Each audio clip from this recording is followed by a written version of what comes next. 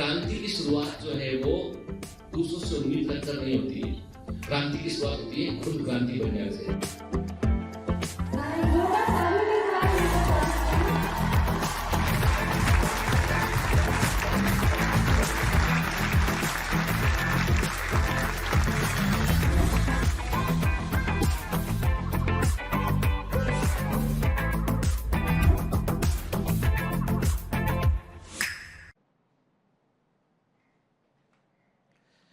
Hello commanders, welcome to biomentors classes online. I am doctor Jitendra Singh. तो चलिए बेटा, आज से हम एक नया चैप्टर शुरू करेंगे, that is the anatomy of flowering plants.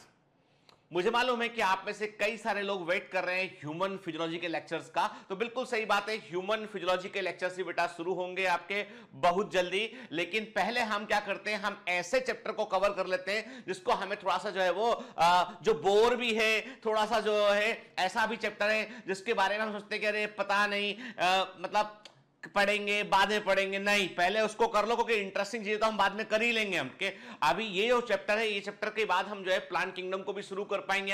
हम जो है वो ह्यूमन फिजियोलॉजी को बहुत जल्दी बेटा शुरू करेंगे, चिंता मत कीजिए आप, बिल्कुल सिस्टमैटिक वे में आपको हम पढ़ा रहे हैं। लेकिन बात इतनी सी है कि कुछ चैप्टर ऐसे हैं बेटा जहां से एग्जाम में बिल्कुल to the point direct question आता है, तो उनमें से एक चैप्टर है प्लांट एनाटॉमी के। तो एनाटॉमी ऑफ फ्लावरिंग प्लांट्स ऐसा चैप्टर है जिसमें कि आपको 100% एनसीईआरटी को ही फॉलो करना है, आपको ज्यादा लेफ्ट और राइट जाने की जरूरत नहीं है आपको इसमें। और इसमें से 3 क्वेश्चन लगभग हर साल पूछ जाते हैं, कि कम से कम 2 क्वेश्चन तो इस पोर्शन से आता ही आता है। तो और सबसे बड़ी बात है कि इसमें क्वेश्चन का जो डिफिकल्टी लेवल है, बहुत डिफिकल्ट क्वेश्चन यहां से नहीं होता है, क्योंकि ये फैक्चुअल चैप्टर है। ये पूरा चैप्टर ऐसा है जो फैक्चुअल चैप्टर है, जिसमें हमें कुछ देखो, अब फैक्चुअल चैप्टर में ऐसा है कि मैं पूरी कोशिश करूंगा कि आपको कोई भी स्ट्रक्चर वो वहां पर क्यों है उसके इंपॉर्टेंस को मैं बता सकूं। क्योंकि अब क्या होता है, अब चूंकि हमारा प्लांट एनाटॉमी में इंटरेस्ट उतना होता नहीं है, लेकिन मुझे मालूम है मेरे बच्चे जो है वो plant morphology of flowering plant में भी उन्होंने कमांडोज ने जबरदस्त इंटरेस्ट दिखाया, उन्होंने और फोड़ दिया उसको उन्होंने। वो कहते हैं सबसे अच्छा चैप्टर हमको मॉर्फोलॉजी ऑफ फ्लावरिंग प्लांट लगा।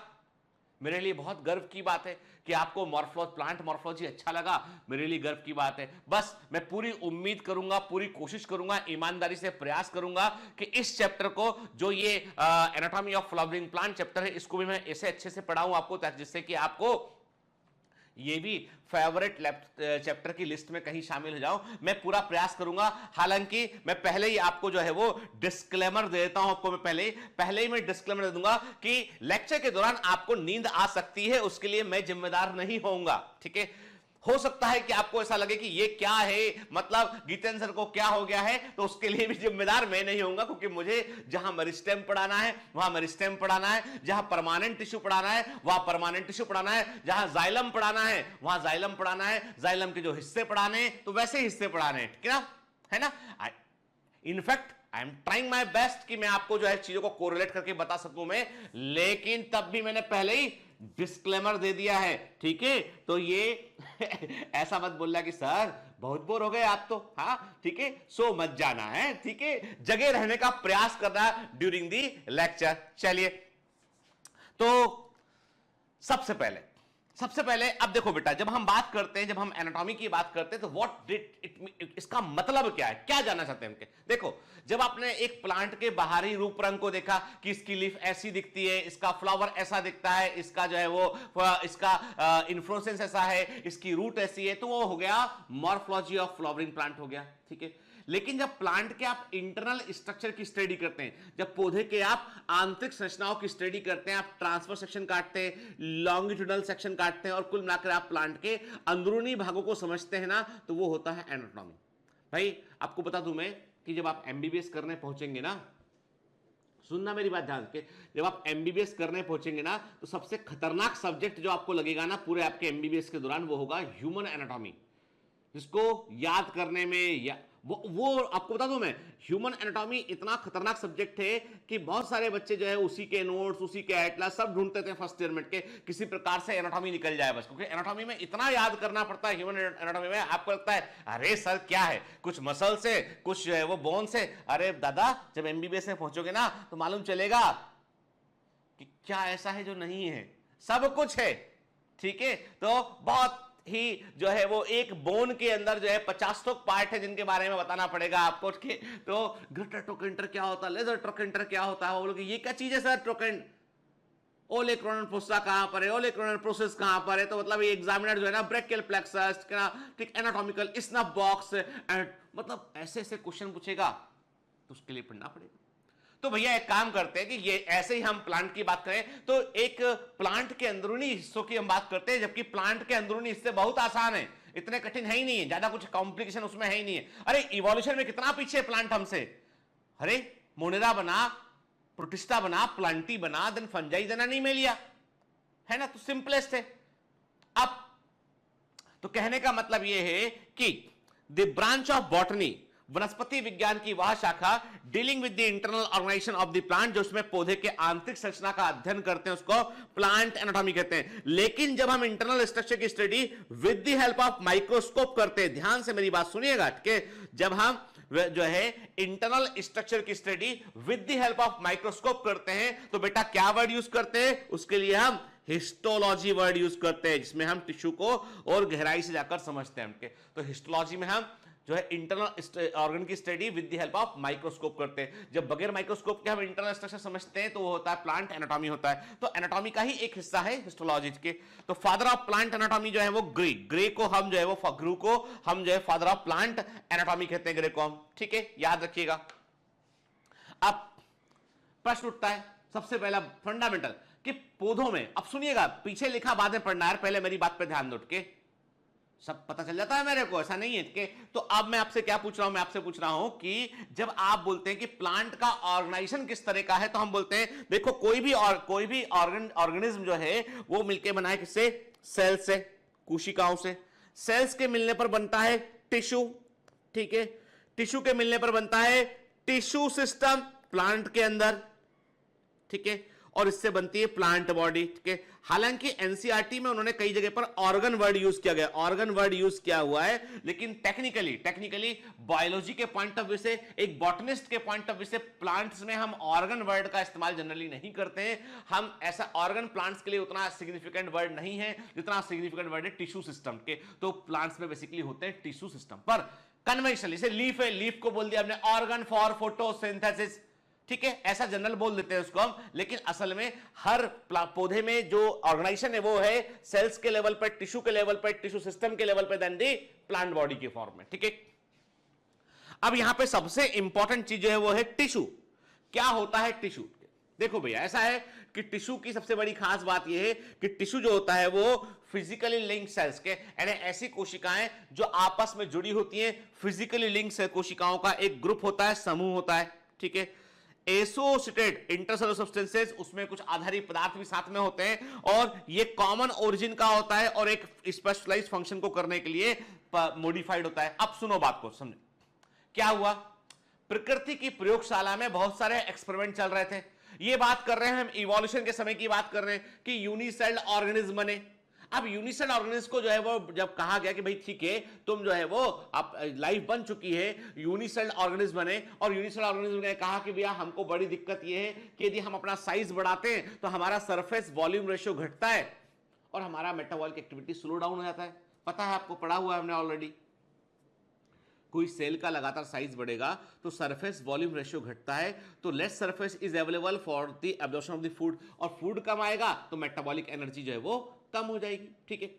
तो कहने का मतलब ये है कि यूनिसेल्ड ऑर्गेनिज्म से मल्टीसेल्ड ऑर्गेनिज्म बने। जब पहली बार एनिमल किंगडम में बात करें तो पोरीफेरा बने, ठीक है। यहां पर भी हम जो है वो प्लांट किंगडम की बात करते हैं, यहां पे भी एल्गीज बने, ठीक है। तो एक्चुअली में जैसे कई there are lots of algae, जो कोशिकाओं का क्लस्टर मात्र है, कोशिकाओं का गुच्छा समान है, ठीक है। जैसे हम बात करें वॉल्वॉक्स की बात करें हम, तो it's a colony of cells. Nostoc की बात करें हम के ब्लू ग्रीन एल्गी होती है।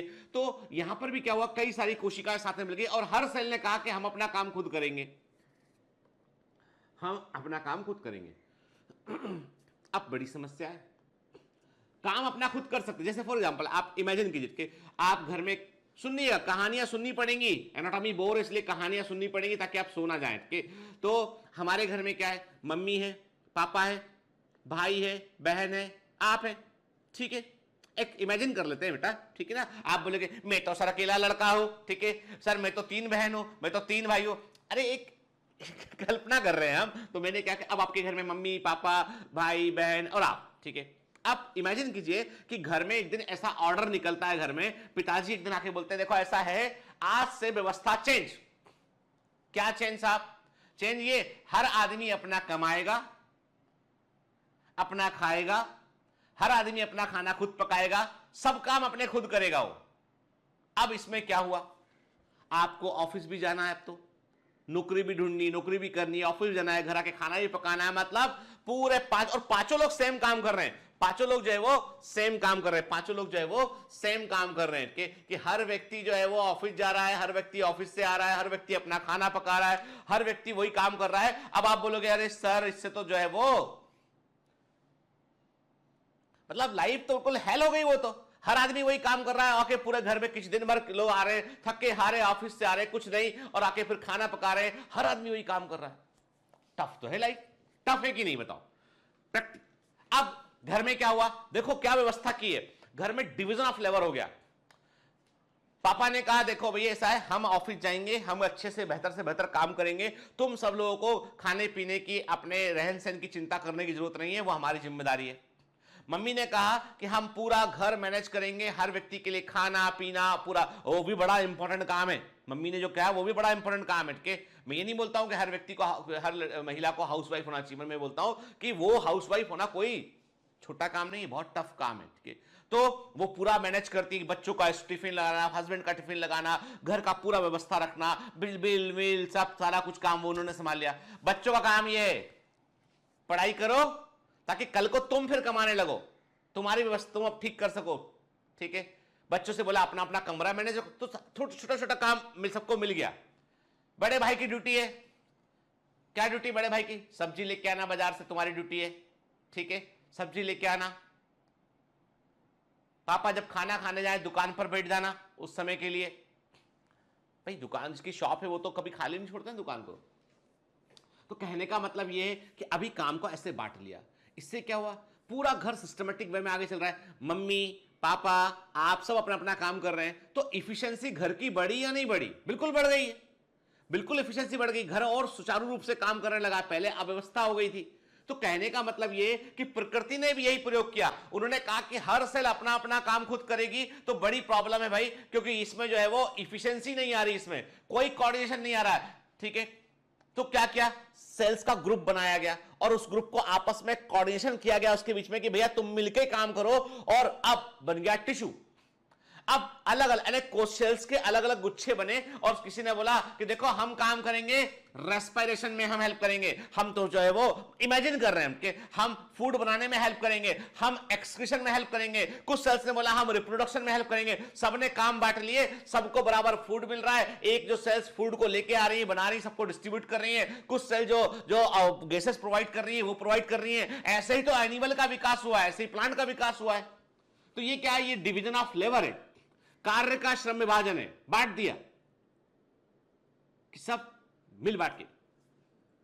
कई लोग कहते हैं, सुनना बात को खुले दिमाग सुन हट के, कई लोग कहते हैं कि समाज में बहुत ऊंच नीच है, बहुत भेदभाव है, और ये बिल्कुल गलत बात है। एक्चुअली सच में समाज में भेदभाव नहीं होना चाहिए, लेकिन आज के यदि हम 1000-2000 वर्ष पहले जाएं हम और तब देखें तो हम पाएंगे कि यार तब तो बहुत ज्यादा कैटेगराइजेशन बहुत ज्यादा हुआ करता था समाज के अंदर। क्या वो गलत था? लेकिन यदि आप संभवतः 2000 वर्ष पहले आप जाकर देखेंगे, आप देखेंगे कि तब कुछ भी नहीं था, टेक्नोलॉजी के नाम पे कुछ भी नहीं था, बिल्कुल बेसिक चीजें हमारे पास में थी, और वहां पे लोगों को काम करना, किसानों को खेत में काम करना जरूरी था। यदि किसान खेत में काम नहीं करेंगे और तो उससे क्या होगा, उससे जो है वो आमदनी नहीं होगी, फसल नहीं आएगी, तो राजा के पास कुछ नहीं होगा। व्यापारियों को कहीं दूर जाके व्यापार करना जरूरी था, ताकि व्यापार करके कुछ पैसा लेके आएंगे तो राजा का धन भी बढ़ेगा। और चूंकि आसपास के कबीले हमला ना कर दें तो सेना बनाना जरूरी था, तो कुछ लोगों को सैनिक बनाया गया। फिर दूसरे शहर की साफ सफाई, यदि शहर की साफ सफाई नहीं होगी, सबसे इंपॉर्टेंट काम बता रहा हूं, शहर की साफ सफाई नहीं होगी तो बीमारियां फैल जाएंगी। मरे हुए जानवर यदि वहीं पड़े रहेंगे तो बीमारियां फैल जाएंगी। तो उसके लिए फिर एक वर्ग बना जिसको कहा कि भाई ये सब काम, शहर की साफ सफाई काम इनका है। हालांकि बाद में जब ये पूरी व्यवस्था बनाई गई तब कोई भेदभाव नहीं था, लेकिन बाद में लोगों ने भेदभाव करना शुरू कर दिया। इसको लोगों ने जो है वो गलत तरीके से लाया। पहले क्या था, जो काम करोगे उसके अकॉर्डिंग वर्क बनेगा, जन्म से नहीं होगा वो, लेकिन लोगों ने इसको गलत तरीके से लेना शुरू कर दिया। तो जो भी व्यवस्था थी समाज के अंदर भी, जो व्यवस्था थी ना, वो भी ऐसी थी कि वो की गई थी व्यवस्था को सुचारू रूप से चलाने के लिए। आपको क्या लगता है, एक दिन मैं बता रहा हूं, जैसे मेरा मेरा जो कॉलोनी में मेरा कार खड़ा रहता है, हमारा फ्लैट है, यहीं बाहर गाड़ी का पार्किंग होता है यहीं पे। तो यदि हमारा कार साफ करने वाला आदमी 3 या 4 दिन नहीं है, मैं उसको कभी देखो प्रैक्टिकल बता रहा हूं, नॉर्मली कभी दिन में होता, कोई सोचता भी नहीं उसके बारे में, लेकिन जब मैं कार लेके बाहर निकलता हूं और देखता हूं कि मेरी कार गंदी है, तो मैं सोचता हूं यार आया नहीं क्या ये आज आदमी, दिखाई पड़ता, अगले बोलता है तुम आके भैया साफ नहीं कर रहे गाड़ी हमारी, बाबूजी मैं बीमार था 2 दिन से, बोलता है ठीक है। वो कार साफ करने वाले का इंपॉर्टेंस समझ में मेरे को आ गया जब मेरी गाड़ी मुझे गंदी दिखी, है ना। दूध वाला दूध लेके नहीं आया तो समझ में आ गया इंपॉर्टेंस क्या, दूध नहीं आया तो मंगाना पड़ेगा बाहर से। देखो मैं आपको छोटी छोटी प्रैक्टिकल चीजें बता रहा हूं। तो हर चीज का अपना सिग्निफिकेंस है, पूरा समाज भी ऐसी व्यवस्था में चल रहा होता है, और बिल्कुल वैसा ही होता है टिश्यू में के। अब देखो सुनो, अब टिश्यू में सबसे बड़े टिश्यू में जो है स्पेशलाइजेशन क्यों होता है, सेल्स कोई विशेष काम करने के लिए अपने आप को मॉडिफाई क्यों करती है, क्योंकि स्पेशलाइजेशन होने से क्या होता है, आपकी इफिशिएंसी बढ़ती है, आपकी दक्षता बढ़ती है, यू बिकम मोर, आपके पास और अधिक जो है वो चीजों को करने के लिए आपके पास एबिलिटी बढ़ जाती है आपकी। जैसे फॉर एग्जांपल, अब मैं कहता हूं आपसे, जब आप एमबीबीएस करते हैं तो आपको सारी बीमारियों की जानकारी रखनी होती है, क्योंकि एमबीबीएस करने के बाद आप बनते हैं जनरल फिजिशियन बनते हैं, आप सामान्य चिकित्सक बनते हैं, आप जो हर बीमारी का प्राइमरी केयर लेवल पे इलाज कर सकता है। और बढ़िया एमबीबीएस डॉक्टर जो होते हैं ना, they are the best doctors. के जो फैमिली डॉक्टर है ना, वो सबसे बेस्ट डॉक्टर होते हैं, और क्योंकि कारण ये कि वो बीमारी को शुरुआती अवस्था में पहचान के दी, सही लेवल पे इलाज करवा लें, तो पेशेंट को कभी बीमारी होगी नहीं। 99% बीमारियां जो होती हैं वो जनरल बीमारियां होती हैं, वर्म इन्फेक्शन हो गया, एलर्जी हो गया, अस्थमा हो गया, तो जनरल मामूली सा अस्थमा है, तो ये सब चीजों का प्राइमरी केयर फिजिशियन बहुत अच्छे से काम करते हैं, तो वो होते हैं जनरल फिजिशियन।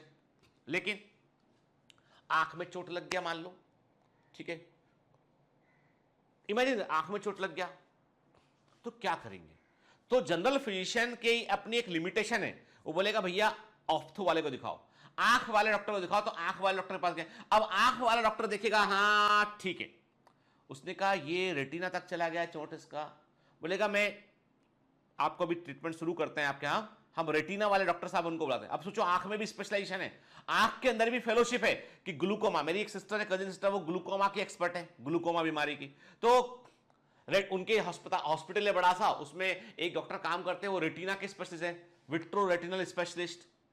आप बोलोगे सर सुना ही नहीं हमने, तो होता है फेलोशिप विट्रो रेटिना में। अब तो वो डॉक्टर आया, अब वो उसकी खास बात ये कि जनरल फिजिशियन ने को जानता, तो जनरल फिजिशियन में मालूम, उसको भी मालूम था कि आंख में यहां तक पहुंच गया है, लेकिन वो इलाज नहीं किया, क्योंकि उसे मालूम है गलती होने पर इसकी आई साइट चली जाएगी। आंख वाले डॉक्टर को भी पता चल गया कि कहां पे चोट लगी है, उसने कहा नहीं मैं करूंगा, तो मेरा प्रिसीजन काम है, मेरा उतना हैंड्स ऑन स्किल उतना इंप्रूव नहीं है, तो स्पेशल डॉक्टर बुलाया गया जो रेटिना का काम, रेटिना वाले हिस्से पर ही, विट्रो रेटिना पर ही काम करते हैं। उन्होंने जो है वो सेफली उस पार्टिकल को, उसको चीज को निकाला और रेटिना को सेव कर लिया उन्होंने, उतना स्किल है उनका। अब वो लेकिन क्या है, उनके पास कोई एक आदमी चलते फिरता गया, डॉक्टर साहब, क्या भैया आप क्या करते हो, मैं विट्रो रेटिनल स्पेशलिस्ट हूं। अरे 2 दिन से जो है पेट गड़बड़ है, शाम के समय हल्का बुखार आता है, और मुन्ना की खांसी भी हो रही है, और मुन्ना की अम्मा है 10 दिन से जो है तेज बुखार चढ़े, खाना वाना भी नहीं खा रही, वह क्या करे डॉक्टर साहब। डॉक्टर साहब ने हाथ जोड़े, साहब मैं रेटिना मतलब आंख के पर्दा जिससे दिखाई पड़ता उसका मैं स्पेशलिस्ट हूं, आप डॉक्टर साहब से, डॉक्टर शर्मा से आके मिल लीजिए, वो फिजिशियन है, एमडी है या एमबीबीएस फिजिशियन है वो, आप जाके उनसे मिल लो। आप नहीं करोगे क्या भैया, हम बोले ना कि हम स्पेशलिस्ट हैं, हम वही कर सकते जो हमको आता है, तो कब पढ़ाई नहीं की पहले, अरे पढ़ाई की है दादा, लेकिन अब हम स्पेशलाइज हो गए हैं हम। अच्छा, वो नहीं समझ पा रहा आदमी, प्रकृति में भी यही है कि प्रकृति में भी सेल्स जो बनती है सब सारी सेल्स एक समान ही ओरिजिन हुई है, कॉमन। लेकिन बात भाई सब तो जाइगोट से बने ना, लेकिन क्या है जैसे ही वो स्पेशलाइज हुआ तो उसने कहा कि जाइलम ने बोला कि हम तो वाटर कंडक्शन करेंगे, मिनरल कंडक्शन करेंगे, फ्लोएम ने बोला हम फूड कंडक्शन करेंगे, मेसोफिल सेल ने बोला हम फोटोसिंथेसिस करेंगे। आई बात समझ में? पित्त सेल ने बोला हम तो फूड स्टोर करेंगे। स्पेशलाइज हो गया अलग अलग जगह पे जाके। तो स्पेशलाइजेशन से क्या होता है? इफिशिएंसी बढ़ती है, इससे दक्षता बढ़ती है। आज चैप्टर की सोल तक पहुंचेंगे, हम फंडा समझेंगे पहले हम के, फिर आगे बात करेंगे। तो मैंने क्या कहा आपसे बेटा? मैंने आपसे कहा कि टिश्यू में जो स्पेशलाइजेशन होता है उससे उसकी इफिशिएंसी बढ़ती है। अब टिश्यू में फिजिकली लिंकिंग क्या होता है? सेल्स के बीच में फिजिकली लिंकिंग का मतलब क्या है कि भाई देखो ऐसा है, जब आर्मी का ऑपरेशन होता है ना, जब आर्मी वाले काम करते हैं तो क्या करते हैं? वो वॉकी टॉकी रखे होते हैं, ठीक है, सब आपस में कनेक्टेड होते हैं, वेल कोऑर्डिनेटेड। कान में आजकल तो वो ईयर में दिखाते हैं ना, आपने देखा होगा जो साइंस फिक्शन मूवीज आती है और ये वॉर वाली मूवी आती है, ईयर में लगाए होते हैं। टारगेट सामने है, टारगेट निकल चुका है, सब कोऑर्डिनेशन चल रहा है। Tinning tinning, James bond movie, ठीक है, हाँ पहुंच चुका है वहां पे। वो होता ना, नहीं होता? अभी क्या ये टेलीकम्युनिकेशन है पूरा सिस्टम, कि वो उसने बताया कि यहां से निकल चुका है, टारगेट वहां पर है, उस जगह पर है, वो वहां खड़ा है, वहां से छत पे। अरे तमाम अभी देखे तो हो साइंस फिक्शन मूवी, तो वो सब क्या है? वो सब वेल कोऑर्डिनेटेड वे में हो रहा सब कुछ। बस सेल्स बोलती है हमको भी कुछ ना कुछ चाहिए, हमसे बोल रहे हो तुम कि गाड़ी धकाओ। आप बोलोगे गाड़ी बीच में कहां से आ गई? जब कभी कार खराब हो, धक्का मार प्लेट अपने कभी हमारे पास एक फिएट कार थी पहले, ठीक है, वो कभी भी कहीं पर भी बंद पड़ जाती थी। कभी कभी उसका बैटरी जब खराब हो गया था तो धक्का लगवाना पड़ता था उसमें, तो 4 लोग धक्का लगाते थे। मैं फिएट कार से कार चलाना सीखा हूं। धक्का लगाया, जोर लगा के हर्षा बोलते थे ऐसे, जोर लगा के हर्षा सब। अब ऐसा तो है जब धक्का लगा रहे सारे लोग एक दिशा में आ गए, एक साथ उन्होंने नारा लगाया और एक साथ धक्का लगाया कि गाड़ी आगे बढ़ जाए। अब ऐसा तो नहीं कि 4 लोग एक पहुंच गए डिग्गी की तरफ, एक पहुंच गया सामने, एक पहुंच गए, 2 पहुंच गए दरवाजे के पास में, किसी भी दिशा में। जब मेरा मन कर रहा तब धक्का मार दिया, तो गाड़ी कहां आगे बढ़ेगी? गाड़ी थोड़ी ना आगे बढ़ेगी, ठीक है ना? तो वो भी कोऑर्डिनेशन के लिए होता है। जो परेड करवाते हैं ना, जो आर्मी में पुलिस से परेड होती है, लेफ्ट राइट, परेड क्यों? अरे तुम कोऑर्डिनेशन सीखते हो, सब तुम्हारा सबकॉन्शियस माइंड सीखता है कोऑर्डिनेशन, कि भैया सबसे मिलके काम कैसे करना है, कोऑर्डिनेटेड वे में काम कैसे करना है। एक बड़ी मजे की बात बताता हूं कि एएफएमसी में जो बच्चे पढ़ते हैं वो जानते भी होंगे चीज को, आर्मी में एनडीए में भी।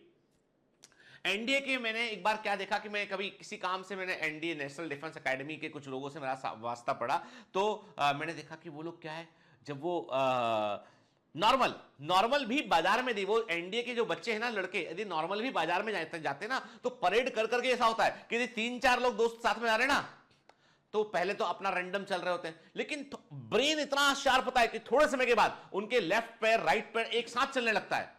जैसे डांसर होता है ना कि वो कोरस में डांस करते हैं तो सब एक साथ, इधर किया तो सब इधर हो गए, इधर किया सब इधर हो गए, वैसे वो एनडीए की ट्रेनिंग में दिमाग में आती बात, वो चलते, मतलब उन्होंने सोचा भी नहीं, पर चारों चल रहे, चारों के पैर बराबर। मैंने 2-3 बार गौर किया, मैंने कहा क्या सोच के चलते हैं ऐसा ये वजह नहीं, सबकॉन्शियस माइंड में आ गया उनके, उन्हें मालूम भी नहीं होगा,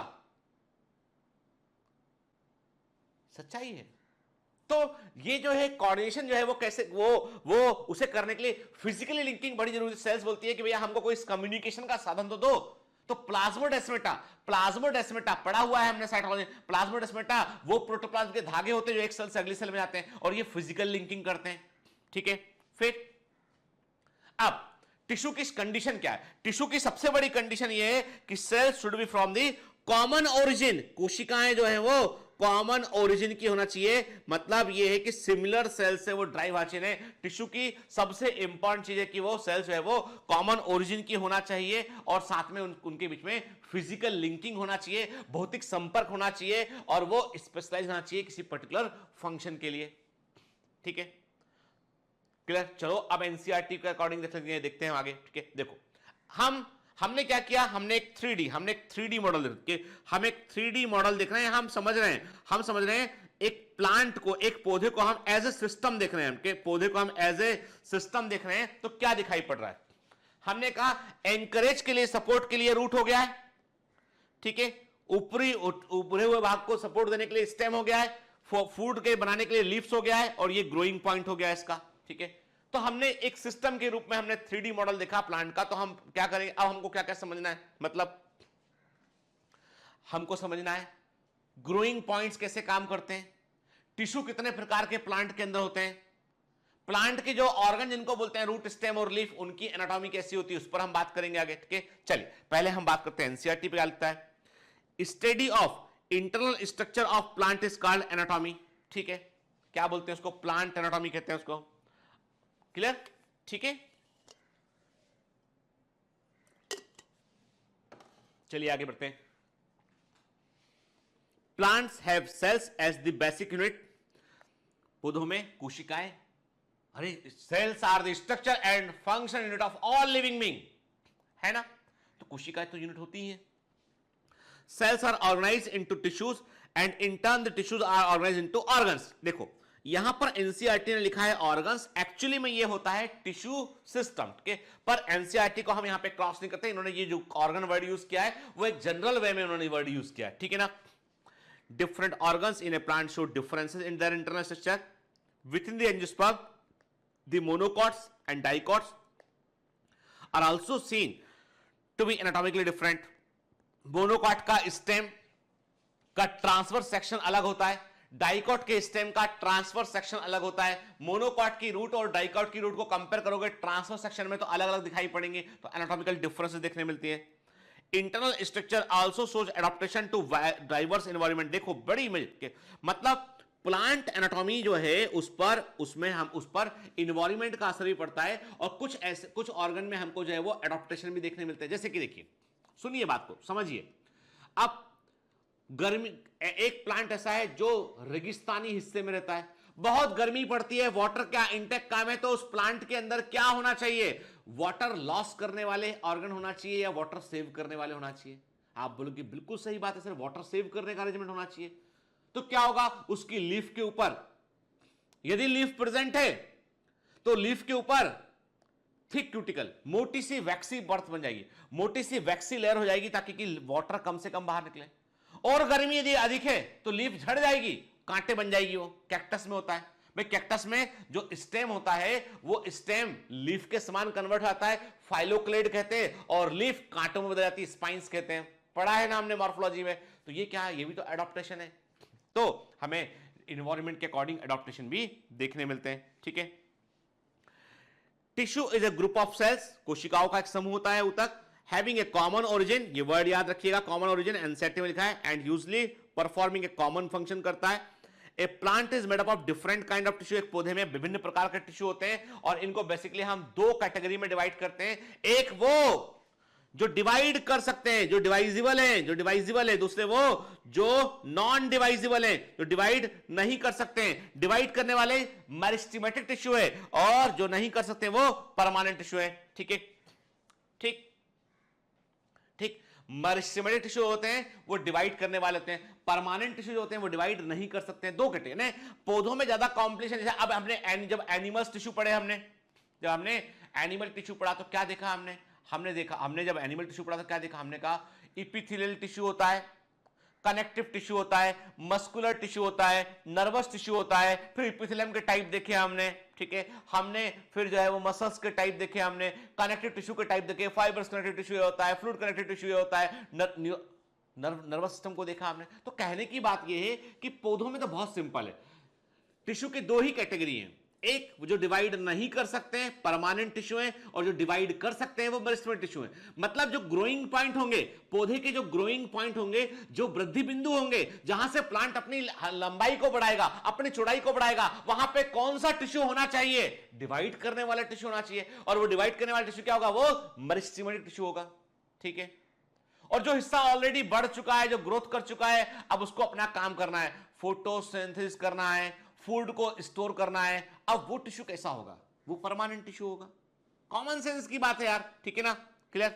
चलिए, based on whether the cells being formed are capable of dividing और नॉट के, तो मतलब कोशिकाएं डिवाइड कर सकती हैं, नहीं कर सकती, इसके आधार पर प्लांट टिश्यू दो तरह के हो गए, मेरिस्टेमेटिक टिश्यू और परमानेंट टिश्यू।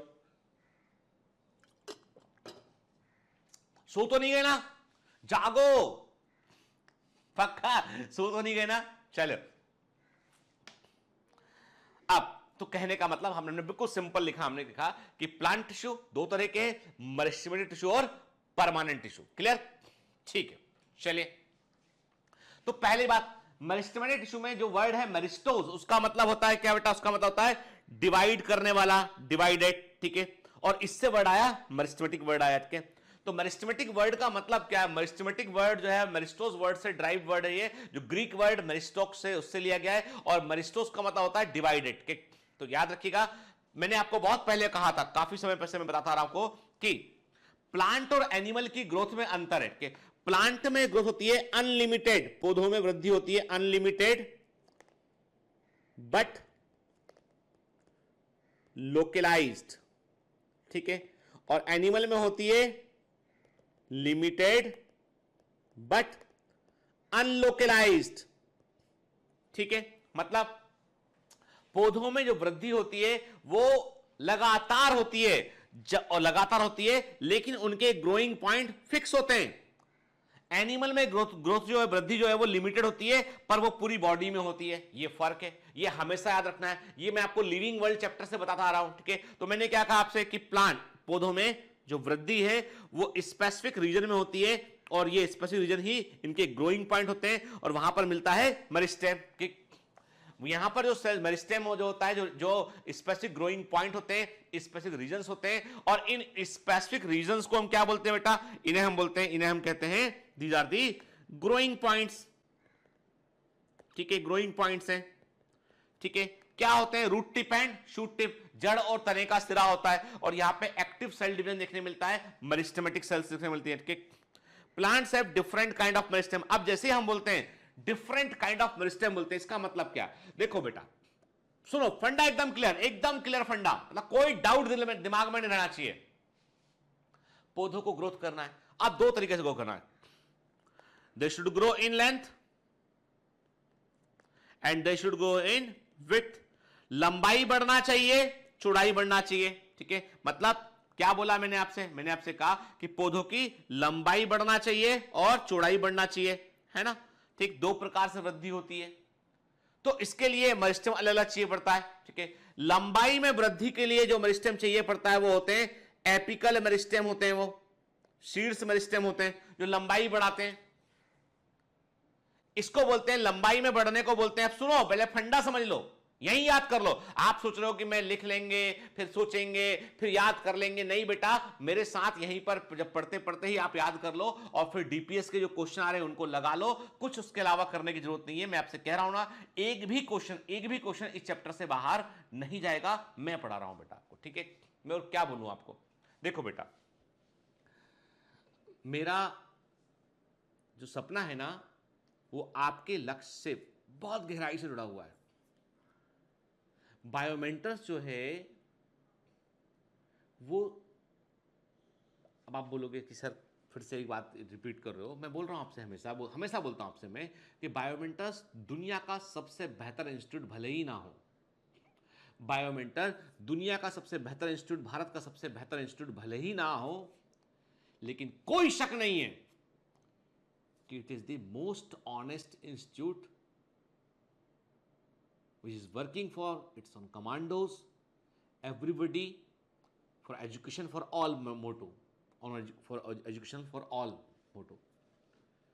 मतलब आप हमारी ईमानदारी पर, आप हमारी प्रतिभा पे बोल सकते हैं कि भाई हमको सर आपकी बात समझ में कम आती है, या हमको ऐसा लगता है वैसा लगता है। आप बोल सकते हैं कि सर आप तो हमको डांस करके भी नहीं दिखाते, आप तो हमको जो है वो आई एम द बेस्ट भी नहीं बोलते, आप तो, आप पर भरोसा ही नहीं आता। कभी आप बोलते ही नहीं कि मैं बेस्ट हूं सबसे, क्या आप कभी बोलते ही नहीं हो? भरोसा नहीं आता तो ना आए ना।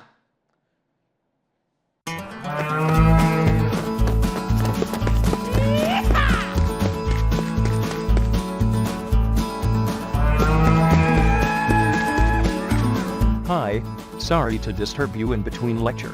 But it's important to inform you. You should download Biomentors app from Google Play Store. We need your support, so please take subscription to become an official commando of Biomentors. Bye bye. Continue your lecture.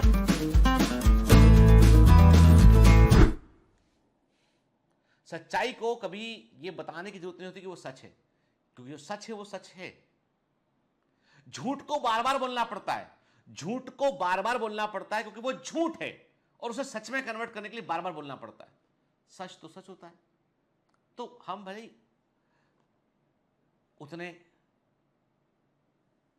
विलक्षण प्रतिभा के धनी ना हो, पर you can not raise a question on our honesty. ये जो organisation है ये सिर्फ और सिर्फ आपके लिए और आपके, हम चाहते हैं कि AIR 1 हमको मिले, हमको टॉप मेडिकल कॉलेज के अंदर बच्चे मिले और हम एक रिवॉल्यूशन खड़ा कर रहे हैं, क्रांति। इसलिए हम कभी सोचते ही नहीं, ना हम IIT के बारे में सोचते। आज बायोमेट्रिक इस लेवल पे, वहां हम 50 स्ट्रीम शुरू कर सकते हैं, 9th भी, 10th भी, IIT भी, ये भी, वो भी, JR नहीं।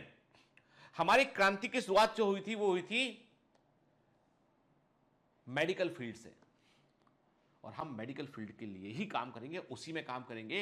And one day the biomentor become the synonym for the health care revolution. ये मेरा वादा है अपने आप से भी और आपसे भी। चलिए, इसलिए यही पढ़ के समझ लिया करो ताकि तुम फोड़ के आओ एग्जाम में, क्योंकि तुम नहीं निकलोगे तो कैसे काम चलेगा बेटा। तुम ही तो मेरे योद्धा हो असली। अरे मैं तो ट्रेनर हूं, मेरा असली योद्धा तो तुम हो, जो वॉर पर जाएगा, जो जीत के आएगा वहां बैठ के।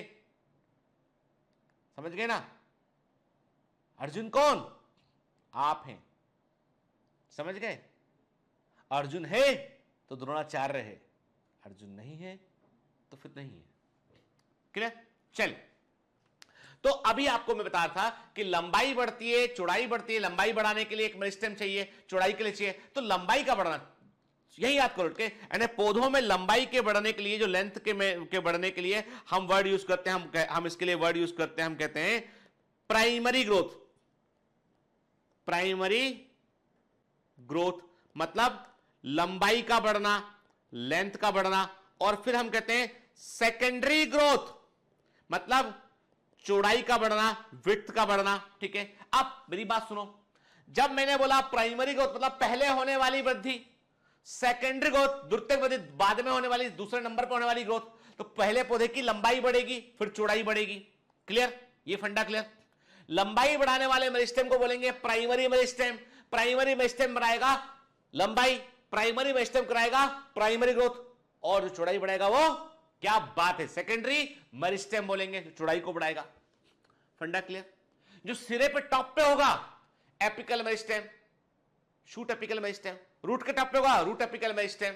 और मान लो कोई लंबाई बढ़ा, सुनो, मान लो कोई लंबाई बढ़ाने वाला मेरिस्टेम बीच में कहीं प्रेजेंट है पट्टी के रूप में, क्या बोलोगे? इंटरकैलरी।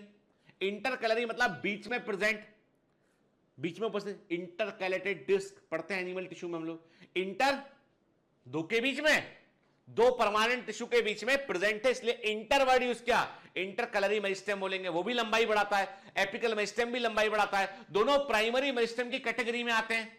अब ऐसा मेरिस्टेम तो चौड़ाई बढ़ाएगा, वो सेकेंडरी मेरिस्टेम है। वो लेटरल पोजीशन में होता है क्योंकि उसको चौड़ाई बढ़ाना, वो लेटरल पोजीशन में गोले में होता है, तो उसे लेटरल मेरिस्टेम भी कहते हैं। अब इसको रटना थोड़ी ना यार, ये तो दिमाग, आप आंख बंद करके इमेजिन करेंगे, आप खुद ही याद कर लेंगे, इसको रटने की जरूरत ही नहीं इसको। ठीक है, क्लियर? चलिए, क्या लिखा है यहां पे? The meristem which occurs at the tip of root and shoot and produce primary tissues are called apical meristem। देखो, वे मेरिस्टेम जो जड़ और तने के सिरे पर होते हैं और प्राइमरी टिश्यू को प्रोड्यूस करते हैं, उन्हें एपिकल मेरिस्टेम कहते हैं। ये प्राइमरी टिश्यू प्राइमरी ग्रोथ करवाते हैं। सेल्स बढ़ेगा तब तो ऊपर उठेगा उस स्ट्रक्चर, तो प्राइमरी ग्रोथ होगा, लंबाई में होगा ये। ठीक है, देखिए, समझिए, इमेज को बड़े ध्यान से देखिए बेटा, फिर हम आगे बात करते हैं। मैंने कहा यदि आप मेरिस्टेमेटिक टिश्यू को देखेंगे on the basis of location, ठीक है, हम किसके बारे में बात करें? लोकेशन, पौधे में स्थिति के आधार पर बात करें, कहां प्रेजेंट है। ठीक है, तो क्या बोला? सिरे पर प्रेजेंट है एपिकल मेरिस्टेम। ठीक है, परमानेंट टिश्यू के बीच में प्रेजेंट है कहीं पर, एंड देखो सिरे पर नहीं है ना, बीच में प्रेजेंट है, पट्टी के रूप में प्रेजेंट है, उसे इंटरकलरी मेरिस्टेम बोलेंगे हम। जैसे आप नोड में देख रहे हैं, आप घास में दिखाई पड़ता है, गन्ने में दिखाई पड़ता है आपको के इंटरकलरी मेरिस्टेम। और जो लेटरली प्रेजेंट होगा उसे लेटरल मेरिस्टेम बोलेंगे हम उसको, जो सेकेंडरी ग्रोथ कराता है। ठीक है, ये दोनों मेरिस्टेम,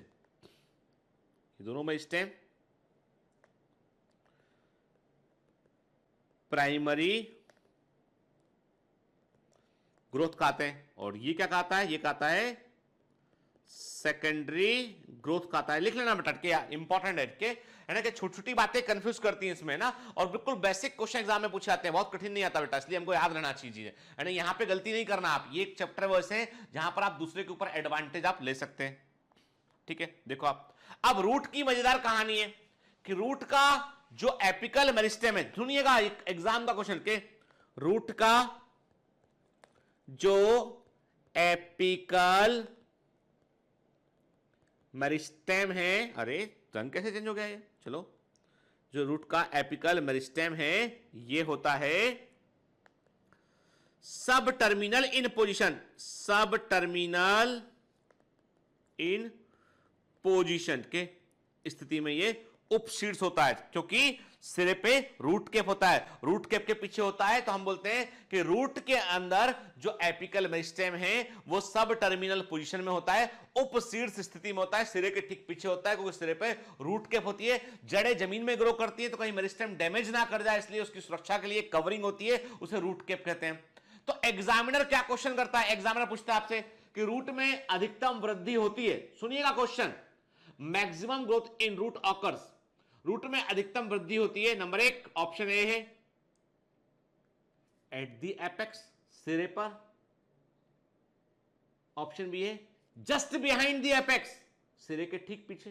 क्या आंसर लगाओगे, चलो 2 ही ऑप्शन दिए मैंने आपको, क्या आंसर लगाओगे, just behind the apex, root सिरे के ठीक पीछे होती है, क्योंकि मेरिस्टेम जो है वो सब टर्मिनल पोजीशन में होता है। क्लियर, तो देखो ये एपिकल मेरिस्टेम सिरे पर है, ठीक है, पट्टी प्राइमरी मेरिस्टेम की पट्टी जो प्राइमरी ग्रोथ ही कराएगी, लेकिन बीच में प्रेजेंट उसे इंटरकलर मेरिस्टेम कहते हैं, और लेटरल मेरिस्टेम होता है जो पेरिफेरी में होता है, चौड़ाई बढ़ाता है। आप बोलोगे सर हमको सब समझ में आ रहा है, पर ये क्यों, ये समझ में नहीं आ रहा हमको। अरे इसलिए बेटा, मान लो एक एनिमल आया, उस एनिमल ने खा गया इसको, खा लिया इसको, खत्म, खा लिया इसको, अब क्या प्लांट की ग्रोथ रुक जाएगी, नहीं।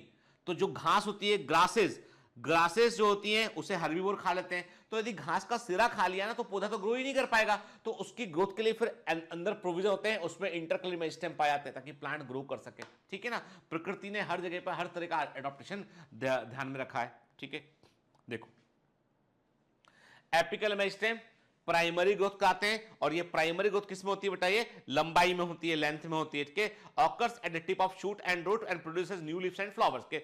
लेटरल मेरिस्टेम क्या करते हैं, वो सेकेंडरी ग्रोथ कहते हैं, पौधे की चौड़ाई बढ़ती है, उससे विड्थ बढ़ती है, और ये क्या होते हैं बेटा, ये जो है वो लेटरल मेरिस्टेम होते हैं, वो कैम्बियम के फॉर्म में होते हैं। अब ये कैम्बियम क्या होता है हम आगे बात करेंगे, अभी हमने इतना कहा कि ये प्लांट के अंदर पौधे की पेड़ की छाल होती है, उसे बनाने में रोल प्ले करते हैं। जो लंबे बड़े प्लांट होते हैं उनको चौड़ाई भी बढ़ानी पड़ती है, उनमें हमको सेकेंडरी ग्रोथ जो है वो देखने मिलती है, ठीक है।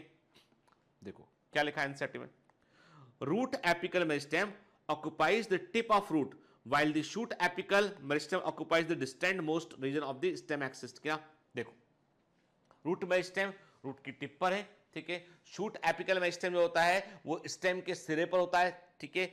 मेन एक्सिस, स्टेम के मेन एक्सिस में सबसे टॉप पर सिरे पर पाया जाता है, ठीक है।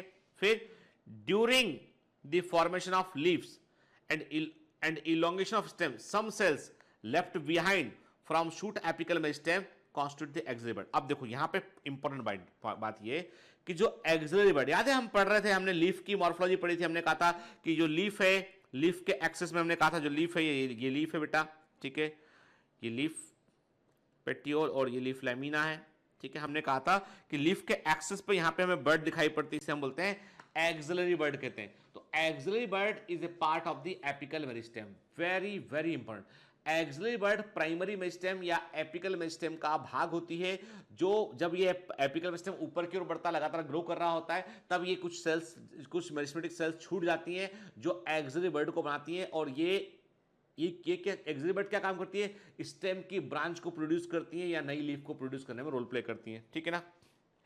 Such birds are present in the axis of the leaf and are capable to forming a branch or flower। कि ब्रांच और फ्लावर जो है वो उसको प्रोड्यूस करने में रोल प्ले करती हैं, ठीक है ना। तो समझ गए बात को कि नंबर 1 इंपॉर्टेंट पॉइंट ये बेटा कि स्टेम में जो एपिकल मेरिस्टेम होता है वो तेजी से ग्रो कर रहा होता है, उसके दौरान वो कुछ सेल्स को पीछे छोड़ देता है, और वही सेल्स एक्सिलरी बर्ड को बनाती हैं, और ये एक्सिलरी बर्ड जो है फ्लावर को बनाने में कैपेबल होती हैं और स्टेम की ब्रांच को प्रोड्यूस करने में भी कैपेबल होती हैं। इंपॉर्टेंट याद रखिएगा, ठीक है। The meristem which occurs between the mature tissue, मैंने आपको बताया ऐसा मेरिस्टेम जो मैच्योर टिश्यू के बीच में होता है, कि परमानेंट टिश्यू ऊपर, परमानेंट टिश्यू नीचे और बीच में प्रेजेंट होता है, और ये एक तरह का प्रोविजन है, व्यवस्था है ये, स्पेशली मोनोकॉट प्लांट में। यानी स्पेशली कहां देखने मिलता है, स्पेशली आपको ये मोनोकॉट प्लांट में देखने मिलता है, क्योंकि ग्रासेस, सारी घास जो है मोनोकॉट के अंदर आती है, फैमिली ग्रामिनी में। तो जो हर्बीवोर एनिमल होते हैं वो खा जाते हैं प्लांट को ऊपर से, तो उसके चलते क्या होता है, एपिकल मेरिस्टेम डैमेज कर जाता है, तो फिर ग्रोथ कैसे होगी? तो उसके लिए एक तरह का एडॉप्टेशन है, वो है इंटरकलरी मेरिस्टेम। ठीक है, they occur in grasses and regenerate part removed by the grazing herbivore. देखो लिखा हुआ है, एनसेट में लिखा है, ये ग्रासेस घास में होते हैं, और ये जो हर्बीवोर ग्रेजिंग करते हैं, खा लेते हैं एपिकल मेरिस्टेम को, उसके बाद ये ग्रोथ में बड़ा इंपॉर्टेंट रोल प्ले करते हैं। मतलब जो इंटरकलरी मेरिस्टेम होते हैं ये भी प्राइमरी ग्रोथ करवाते हैं बेटा, जो कि लंबाई में होती है, लेंथ में होती है। ठीक है, both apical meristem and intercalary meristem are primary meristem because they appear early in the life of the plant and contribute to the formation of primary plant body। देखो apical meristem हुए, इंटरकलरी meristem हुए, दोनों primary meristem की category में आते हैं, क्योंकि ये पौधे में पहले बनते हैं इसलिए प्राइमरी बोलते हैं, और ये पौधे की प्राइमरी प्लांट बॉडी बनाने में इंपॉर्टेंट रोल प्ले करते हैं। ठीक है, clear?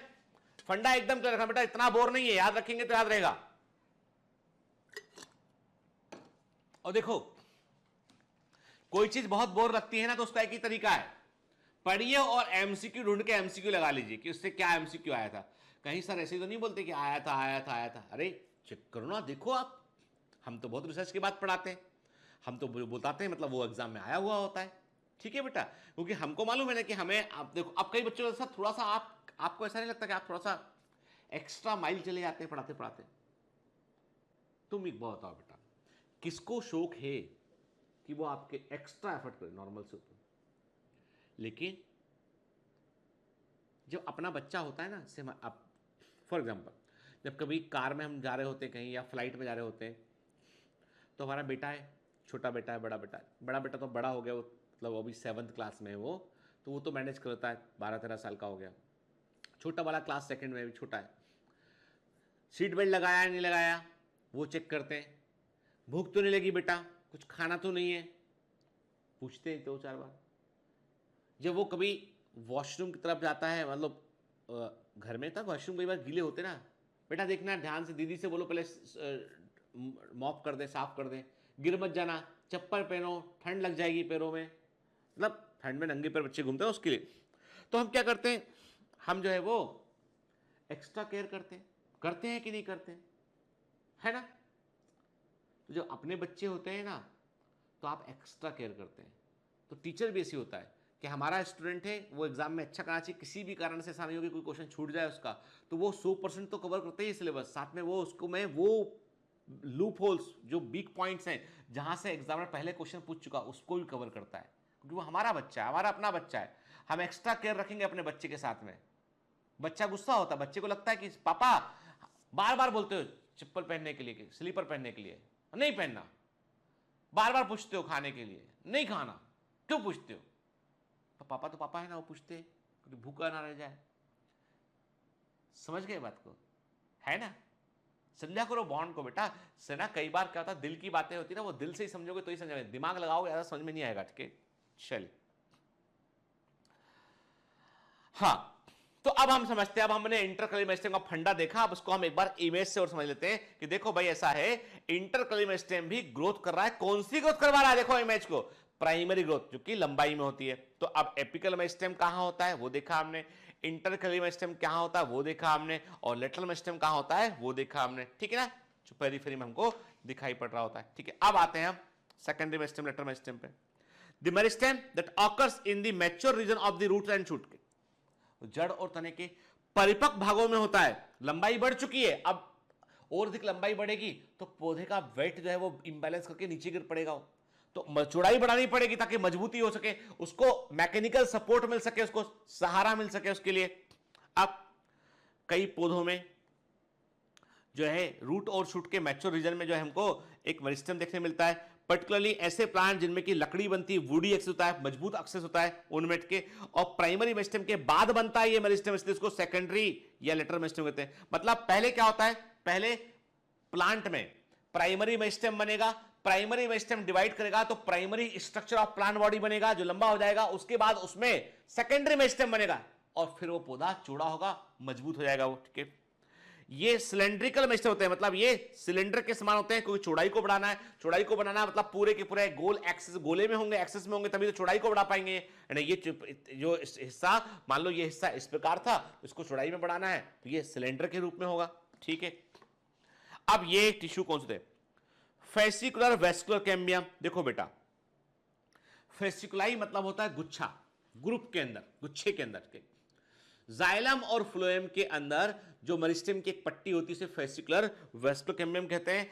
Interfascicular cambium, fascicular cambium मतलब जाइलम और फ्लोएम के जो गुच्छे के अंदर जो मेरिस्टेम प्रेजेंट था वो फेसिकुलर कैम्बियम था, और दो फेसिकुलर कैम्बियम के बीच में जो कैम्बियम प्रेजेंट था वो इंटरफेसिकुलर कैम्बियम था। आप बोलोगे सर कैम्बियम वर्ड समझ में नहीं आया। देखो बेटा, ऐसा समझ लो कि कैम्बियम उस लेटरल मेरिस्टेम का नाम है जो कि, कैम्बियम उस लेटरल मेरिस्टेम का नाम है जो कि चौड़ाई को बढ़ाने में रोल प्ले करता है, डिवाइड करता है। दो तरह के कैम्बियम होते हैं, एक होता है वेस्कुलर कैम्बियम होता है, एक होता है वेस्कुलर कैम्बियम होता है। वेस्कुलर कैम्बियम का मतलब होता है जो वेस्कुलर बंडल बनाएगा। कोई देखो, आपको चौड़ाई बढ़ानी है तो कोई टिश्यू अंदर बनाना पड़ेगा ना, कोई सेल अंदर भरनी पड़ेंगी और ऐसी भरनी पड़ेंगी जो काम भी आए। तो चौड़ाई को बढ़ाने के लिए सबसे पहले वेस्कुलर कैम्बियम अंदर की ओर वेस्कुलर बंडल बनाता है, ढक ढक अंदर बना वेस्कुलर बंडल बना, अंदर जाइलम बना, बाहर फ्लोएम बना, एक पूरा रिंग बनता है।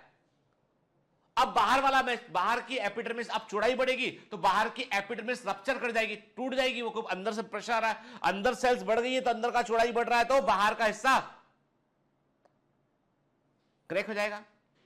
तो बाहर उस एपिडर्मिस को रिप्लेस करने के लिए कॉर्क कैम्बियम बनता है, कॉर्क कैम्बियम कॉर्क को प्रोड्यूस करता है।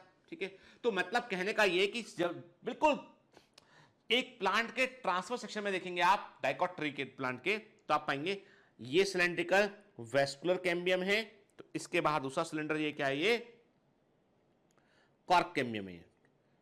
ठीक है, ऐसे होगा ये वेस्कुलर कैम्बियम और ये कॉर्क कैम्बियम, अंदर वेस्कुलर कैम्बियम, बाहर कॉर्क कैम्बियम। ठीक है ना? ठीक है, और इस वेस्कुलर कैम्बियम के दो हिस्से होते हैं, फेसिकुलर कैम्बियम और इंटरफेसिकुलर कैम्बियम। आगे बात करेंगे हम, चलो लिख लेते हैं। ये लेटरल मेरिस्टेम एग्जांपल है। They are responsible for producing the secondary tissue. Secondary tissue क्या होते हैं? जाइलम और फ्लोएम और कॉर्क एंड सेकेंडरी कॉर्टेक्स। लिख लो। ठीक है, सेकेंडरी टिश्यू क्या है? जाइलम है, फ्लोएम है, कॉर्क है, सेकेंडरी कॉर्टेक्स है। जाइलम फ्लोएम बनते हैं वेस्कुलर कैम्बियम से, कॉर्क और सेकेंडरी कॉर्टेक्स बनते हैं कॉर्क कैम्बियम से। ठीक है, जाइलम अंदर की ओर बनता है, फ्लोएम बाहर की ओर बनता है। वेस्कुलर कैम्बियम में काम करेगा ना तो दोनों तरफ टिश्यू बनाएगा, अंदर जाइलम बाहर फ्लोएम, अंदर ज्यादा बनाएगा, जाहिर सी बात, तो चौड़ाई बढ़ेगी ना। और कॉर्क कैम्बियम अंदर की ओर सेकेंडरी कॉर्टेक्स बनाता है, बाहर की ओर कॉर्क बनाता है। कॉमन सेंस की बात है, दिमाग में रखना है अपने को ये। ठीक है, फिर following divisions of cells in both primary and as well as secondary meristem, the newly formed cells become structurally and functionally specialized and lose the ability to divide. जब प्राइमरी मेरिस्टेम काम करता है, सेकेंडरी मेरिस्टेम काम करता है, तो जो sales बनती हैं वो सेल्स स्ट्रक्चरली और फंक्शनली अपने आप को स्पेशलाइज कर लेती हैं पर्टिकुलर फंक्शंस के लिए, और उनमें डिवाइड करने की कैपेसिटी उनमें खत्म हो जाती है। और यदि ये सेल लिविंग है तो वो G0 फेज के अंदर रहेंगी, और कई बार सेल डेड हो जाती है, जो मॉडिफाइड हो गई, स्पेशलाइज हो गई, लेकिन वो डेड हो गई। जाइलम में डेड रहती सेल। ठीक है, फिर ऐसी सेल्स को हम परमानेंट सेल्स या मैच्योर सेल बोलते हैं, कि जो जिनमें होती है उन्हें हम परमानेंट टिश्यू कहते हैं। तो कहने का मतलब ये है कि प्लांट में प्राइमरी मेरिस्टेम ने काम किया, डिवाइड किया तो प्राइमरी टिश्यू बना, सेकेंडरी मेरिस्टेम ने काम किया, सेकेंडरी परमानेंट टिश्यू बना। और ये जो परमानेंट टिश्यू होते हैं ये इनकी सेल्स डिवाइड नहीं करती हैं, इसलिए इनको हम परमानेंट टिश्यू कहते हैं। During the formation of primary plant body, specific regions of the apical meristem produce dermal tissue, ground tissue and vascular tissue. अब देखो बेटा, अब ऐसा कहा जाता है कि जो एपिकल मेरिस्टेम जब डिवाइड करता है तो उसके भी अपने अपने अलग अलग जोन होते हैं, उसके रीजन होते हैं उसके अलग के। हम इसके लिए एक थ्योरी की बात करते हैं जिसे हम बोलेंगे हिस्टोजन थ्योरी बोलेंगे। हम आगे बात करते हैं। ठीक है, ठीक, कि जो डर्मेटोजन होता है वो एपिडर्मिस को प्रोड्यूस करेगा। ठीक है, प्लीरोम वैस्कुलर बंडल्स को बनाएगा, पेरिबेलम कॉर्टेक्स को बनाएगा, ठीक है, तो हम ये अलग है, हम कहते हैं एपिकल मेरिस्टेम के अंदर भी सेल्स के ग्रुपिंग है जो अलग अलग प्रकार के भाग को बना रहा होता है यहाँ पे के। तो क्या लिखा यहाँ पे कि प्लांट की प्राइमरी प्लांट बॉडी जो होती है उसके निर्माण के दौरान जो एपिकल मेरिस्टेम होता है उसके भी अलग अलग स्पेसिफिक रीजन होते हैं जो डर्मल टिश्यू को बनाते हैं, ग्राउंड टिश्यू को बनाते हैं और वेस्कुलर टिश्यू को वो बनाते हैं। ठीक है ना, क्लियर। आप देखो सिंपल सी बात, अभी तक हमको क्या समझ में आई? हमको समझ में आया कि मेरिस्टेम जो है डिवाइजेबल होता है, लोकलाइज्ड होता है, जहां पे एक्चुअल सेल डिवीजन हमको देखने मिलता है। क्लियर, ठीक है। According to origin and development के अकॉर्डिंग बात करें तो मेरिस्टेम जो है वो तीन तरह का। अब देखो एनसीईआरटी में दो टाइप लिखा हुआ है यहाँ पे। प्राइमरी मेरिस्टेम पहले बनता है, सेकेंडरी मेरिस्टेम बाद में बनता है, लेकिन एक टाइप हमको और दिमाग में रखना, वो है प्रो मेरिस्टेम, जो कि एम्ब्रोनिक कंडीशन को शो करता है, जो कि एम्ब्रोनिक कंडीशन को शो करता है। It shows the embryonic condition. और ये प्राइमरी मेरिस्टेम के टिप पर प्रेजेंट कुछ सेल्स होती हैं जो प्राइमरी मेरिस्टेम को बनाती हैं, जो प्राइमरी मेरिस्टेम को बनाने का काम करती हैं, वो होती है प्रो मेरिस्टेम। यानी प्रो मेरिस्टेम से प्राइमरी मेरिस्टेम, यानी क्या होता है प्लांट में होता है ये कि प्रो मेरिस्टेम जो कि एम्ब्रोनिक कंडीशन को रिप्रेजेंट करता है उससे बनता है प्राइमरी मेरिस्टेम बनता है। प्राइमरी मेरिस्टेम से प्राइमरी परमानेंट टिश्यू बनता है। प्राइमरी परमानेंट टिश्यू से सेकेंडरी मेरिस्टेम ओरिजिनेट होता है। सेकेंडरी मेरिस्टेम से सेकेंडरी परमानेंट टिश्यू बनता है। ठीक है, बिल्कुल दिमाग। प्रो मेरिस्टेम से प्राइमरी मेरिस्टेम बनता है, प्राइमरी मेरिस्टेम से प्राइमरी परमानेंट टिश्यू बनता है। उन्हीं प्राइमरी परमानेंट टिश्यू में से कुछ सेल्स ऐसी होती है जिनमें कैपेसिटी ऑफ डिवीजन लोट आता है, तो सेकेंडरी मेरिस्टेम बनता है। और सेकेंडरी मेरिस्टेम डिवाइड करने पर सेकेंडरी परमानेंट टिश्यू बनता है। ठीक है, क्लियर। सभी परमानेंट सेल टिश्यू जो होते हैं वो सेकेंडरी मेरिस्टेम नहीं बनाएंगे, सर्टेन पोजीशन में जहां जरूरत पड़ती है वहां पर सेकेंडरी मेरिस्टेम बनता है। ठीक है, जब मेरिस्टेम की बात करते हैं आप on the basis of location बात करते हैं तो एपिकल मेरिस्टेम, इंटरकलर मेरिस्टेम और लेटरल मेरिस्टेम हमने देखा। ठीक है, तो ओरिजिन और डेवलपमेंट के according pro meristem, primary meristem and secondary meristem. ठीक है, फिर लोकेशन के अकॉर्डिंग बात करेंगे तो एपिकल मेरिस्टेम, इंटरकलर मेरिस्टेम और लेटरल मेरिस्टेम होता है। ठीक है, अब क्वेश्चन पूछता है कोई आपसे, कोई कहता है आपसे बताइए कि मेरिस्टेमेटिक सेल्स की विशेषताएं क्या होती है, what is the unique feature of meristematic cells. Meristematic cells में क्या यूनिक फीचर होता है, क्या विशेष लक्षण होता है, तो वो ये अब आप बोलोगे सर ये खरगोश डांस क्यों कर रहा है? अरे तुम जागे रहो इसलिए यार, तुम कार्टून देख के तो खुश जाते हो, है ना। जैसी बात करते हैं कंटेंट की तो तुम सो ना जाओ, इसलिए इसको डांस करा दिया हमने। अब हम तो नहीं कर सकते, तो वही कर रहा है कम से कम, है ना। ठीक है, चलिए, तो इंपॉर्टेंट है ये जो आप लिख रहे हैं ना, सब एमसीक्यू कवर करता है बेटा के। ठीक है ना। मेरिस्टेमेटिक सेल्स स्फेरिकल, पॉलीगोनल या ओवल शेप की हो सकती है, याद रखिए इंपॉर्टेंट पॉइंट। ये कॉम्पैक्टली अरेंज होती है, इनके बीच में इंटरसेलुलर स्पेस नहीं होता है, ये एमसीक्यू है। ठीक है, मेरिस्टेमेटिक सेल्स के बीच में इंटरसेलुलर स्पेस जो देखने आपको नहीं मिलेगा, ये कॉम्पैक्टली अरेंज सेल होती हैं। ये थिन होती है, होमोजेनस होती है, सेलुलोजिक सेल वॉल देखने मिलती है, डेंस साइटोप्लाज्म होता है, प्रोमिनेंट न्यूक्लियर होता है, सेंट्रल वैक्यूल नहीं पाया जाता है, एमसीक्यू है। ठीक है, इनमें केंद्रीय रिक्तिका या सेंट्रल वैक्यूल नहीं होता है, क्योंकि ये जो है वो लगातार डिवाइड होने वाली सेल्स होती हैं, तो इसलिए इनमें ये मैच्योर सेल के समान सेंट्रल वैक्यूल देखने हमको नहीं मिलता है। ठीक है, इनमें जो प्लास्टिड होते हैं प्रोप्लास्टिड के फॉर्म में होते हैं, एमसीक्यू है। इनमें जो प्लास्टिड होते हैं, प्लास्टिड समझते हैं ना आप, क्लोरोप्लास्ट, क्रोमोप्लास्ट, ल्यूकोप्लास्ट, वो प्रोप्लास्टिड के फॉर्म में होते हैं। ये अनडिफरेंशिएटेड सेल होती है, again MCQ. Capacity of division होती है, अगेन एमसीक्यू।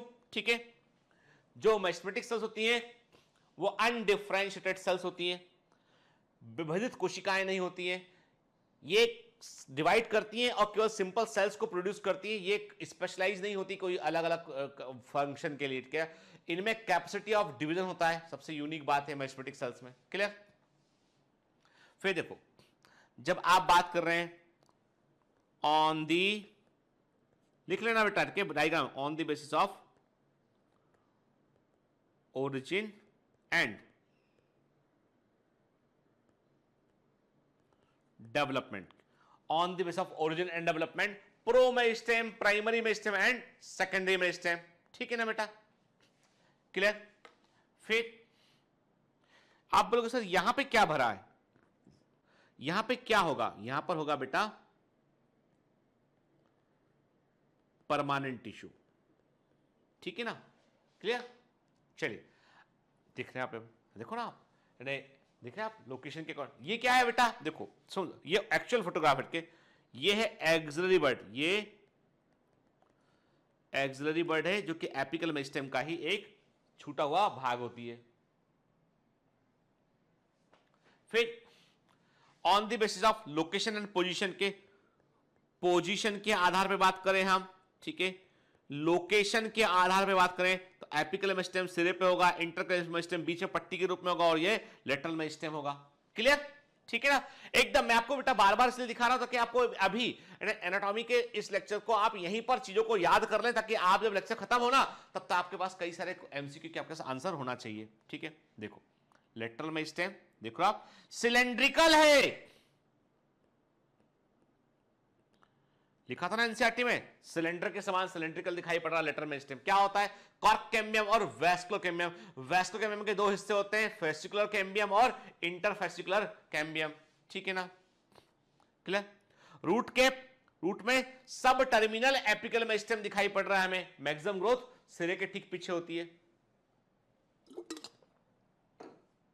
हाँ, एक फंडा और याद रखना, गलती मत करना, रूट की एपिकल मेरिस्टेम सेल जब डिवाइड करती है ना, सुनो बात को, बड़े मजे की बात है, और ये साइटोलॉजी का क्वेश्चन, ये साइटोलॉजी का क्वेश्चन है, अभी अटेंटिव होकर सुनिए, ठीक है।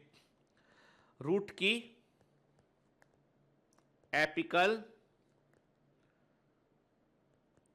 मेरिस्टेमेटिक सेल जब डिवाइड करती है ना बेटा, तो इसने डिवाइड किया, तो एक बनाई इसने परमानेंट सेल, और एक बनाया इसने खुद को फिर से रिक्रिएट किया, फिर डिवाइड की ये, फिर ये डिवाइड की, खुद को रिप्लेस किया और एक परमानेंट सेल को बनाया, फिर डिवाइड की ये।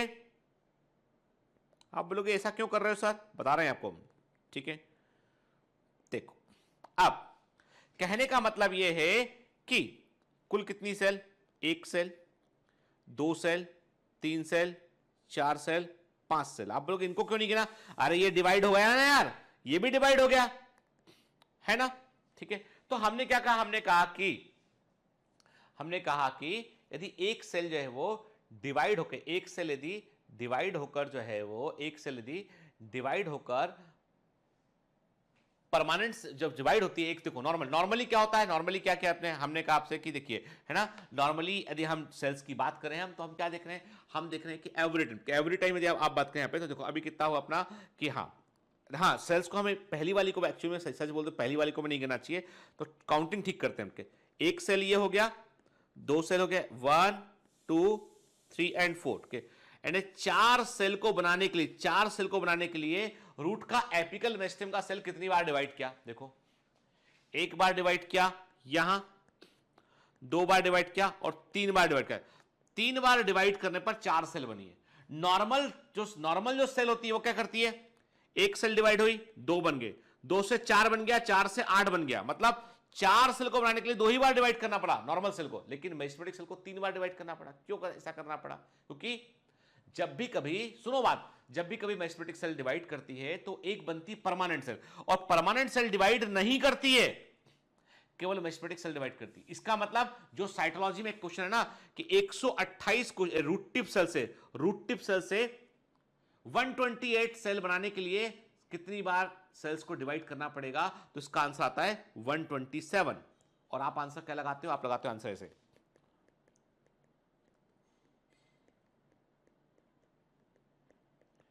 आप लगाते हो आंसर ऐसे, एक बार, दो बार, तीन बार, चार बार, पांच बार, छह बार, सात। आप 7 आंसर लगा के जाते हैं, आंसर आता है गलत, क्योंकि वहां पे साफ साफ लिखा था रूट टिप सेल, आंसर आएगा 127, 7 आंसर नहीं आएगा, समझ गए ना। तरीका डिवाइड करने का अलग है इसका, क्लियर, फंडा क्लियर, ये बताया हुआ है साइकोलॉजी में मिनट के। तो रूट टिप सेल लिखा है तो बेटा एकदम दिमाग में अटेंटिव रहना कि रूट टिप सेल जब डिवाइड करती है तो डिवाइड करने पर बनने वाली सभी सेल डिवाइड नहीं करती, केवल एक ही सेल डिवाइड करती है, हर बार एक ही सेल डिवाइड करती है, ठीक है ना। तो 120 जितना पूछा उसमें से एक कम कर दीजिए, बस सीधा फंडा है। और यदि सिंपल सेल पूछा तो फिर जैसे बताते हैं 1 से 2, 2 से 4, 4 से 8 सॉल्व कर सकते हैं, ठीक है, क्लियर? देखो ये एपिकल सेल है, ये डिवाइड करेगी और तो नीचे के सब सेल्स को ऐड करेगी तो एपिकल मेरिस्टेम ऊपर की ओर बढ़ जाएगा आप, ठीक है ना? क्लियर? देखिए ना, ये एपिकल मेरिस्टेम के काम करने के तरीके को बतलाता है। स्टेम में जो एपिकल मेरिस्टेम है वो सेल्स को नीचे की ओर छोड़ेगा, सेल्स को नीचे की ओर ऐड करेगा और इसलिए स्टेम ऊपर की ओर बढ़ जाएगा। भाई सेल्स को नीचे छोड़ोगे तब तो ये ऊपर बढ़ेगा ना, ठीक है? ठीक है, देखो एपिकल मेरिस्टेम देख रहे हैं। लेटरल मेरिस्टेम क्या है बेटा? सेकेंडरी ग्रोथ के रिस्पॉन्सिबल होते हैं। ट्रीज में, झाड़ियों में दो तरह का होता है, वेस्कुलर कैम्बियम और कॉर्क कैम्बियम। अंदर की ओर होता है वेस्कुलर कैम्बियम, बाहर की ओर होता है कॉर्क कैम्बियम। याद रखिएगा, इमेज को ध्यान से देखिएगा बेटा, इस इमेज को ध्यान से देखिए ना, अंदर की तरफ होता है वेस्कुलर कैम्बियम और बाहर की तरफ होता है कॉर्क कैम्बियम। याद रखना है हमको, ठीक है ना? क्लियर? अभी हार्डवुड क्या, सैपवुड क्या, छोड़ दो उसको, आगे बात करेंगे हम, ठीक है ना? क्लियर? तो वेस्कुलर कैम्बियम से, जो वेस्कुलर कैम्बियम है उसमें सभी जाइलम अंदर की ओर होते हैं और सभी फ्लोएम जनरली बाहर की तरफ होते हैं। ऐसा most of the dicot plant में हमको देखने मिलता है, ठीक है?